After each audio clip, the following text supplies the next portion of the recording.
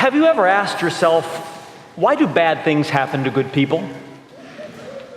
Why does evil exist? Why is it when we look at our country and around the world, we find so much pain and suffering, natural disasters and so forth? Recently, we just had Hurricane Florence slamming into the Carolinas, causing all kinds of destruction and devastation. And then yesterday, a typhoon hit the Philippines, and I think it's hit actually China today. Is God trying to tell us something? Trying to send us a message?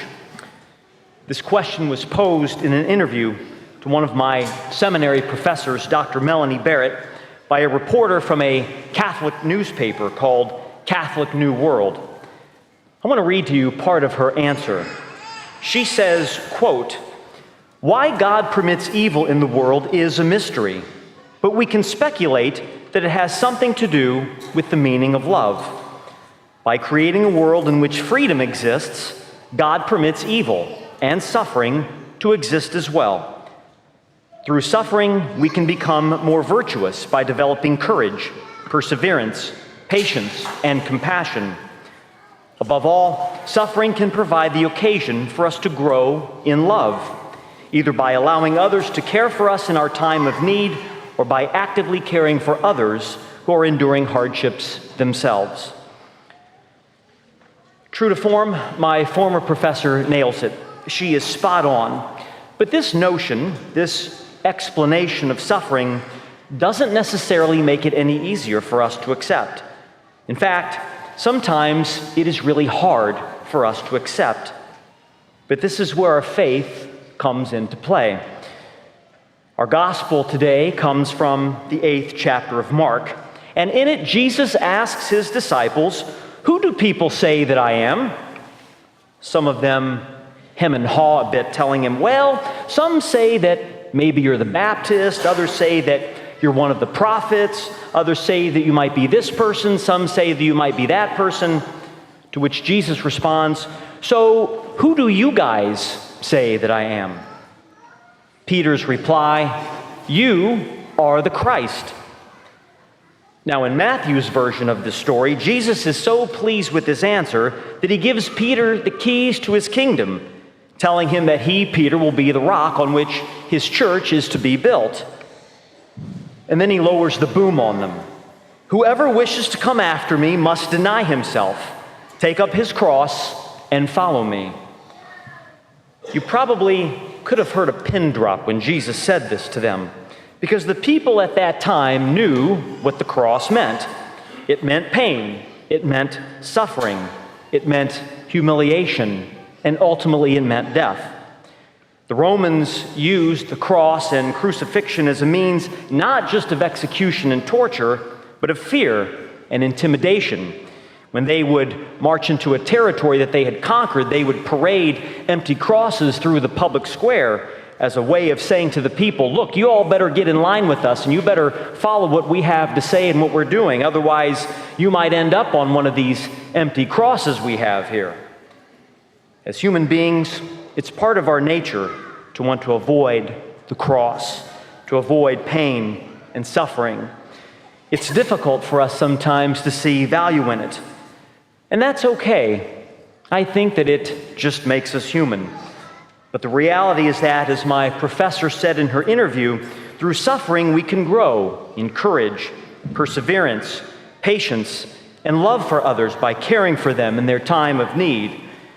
Now, this doesn't make our suffering any easier, but hopefully it provides us with some perspective. Jesus tells Peter, "You are thinking not as God does, but as human beings do." Another way we might put it, only God has the 30,000-foot view of things. We usually don't. Only God sees the full picture of things. We usually can't.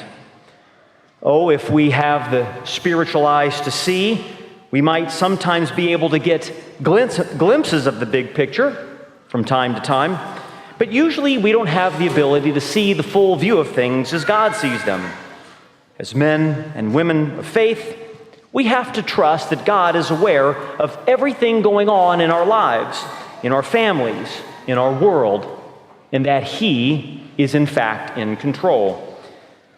Today, Jesus is exhorting us to take up our cross even though it is difficult. Our Lord knows well through His own experience how hard this can be. And so He's not asking us to do something that He hasn't already done Himself.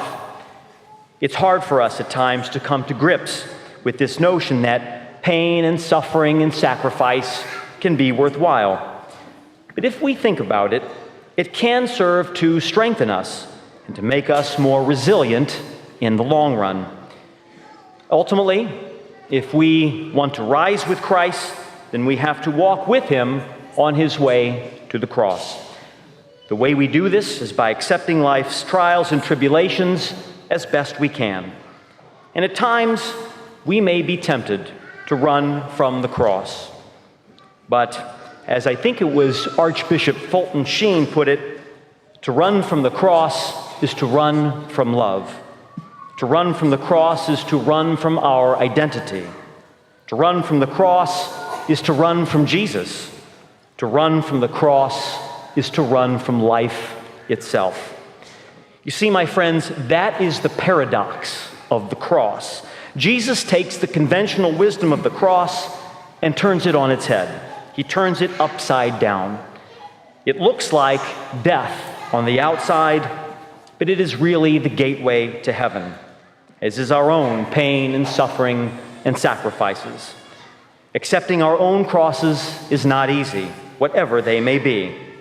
To accept the cross is hard. It's difficult and it hurts.